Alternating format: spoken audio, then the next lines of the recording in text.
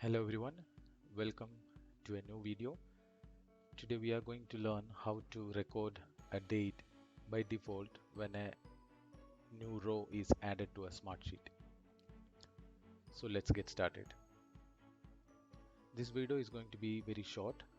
I will explain it very quickly. So my task or my objective in this video is to record a date when a user enters some data into my Smartsheet. To do that, we have an automation section in Smartsheet. When you click on that, you can see record a date. Okay, you click there.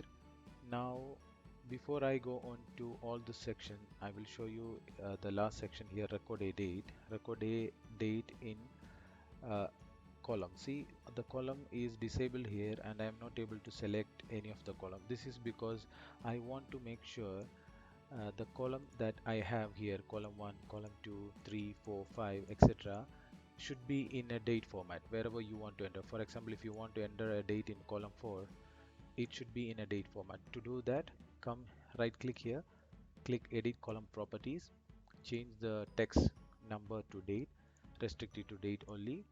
Then if you want to add into column 2, do the same steps. All right, now if you go back to automation, click on record date.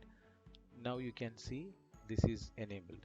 Okay, so let's start from the beginning. I'm going to name this workflow as record a date from user entry. It's up to you, you can name it as per your requirement.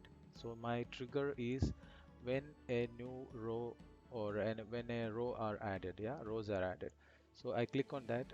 I don't have to give a certain criteria here because anything is added as a new row is the trigger for me. Okay, so I want to record that date in column 2, say for example, because I have two different columns which are available as a date format, so I can select any of the one as per my requirement. Yeah, so for me now I'm going to select column 2 here. All right, click save, then close. So my automation is right. We are done with creating an automation workflow. We need to test if this is working or not, right?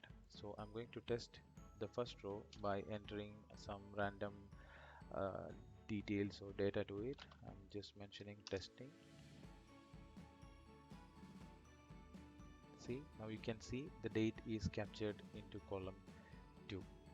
I hope you like this video. Please like and subscribe for more tips from Smartsheet.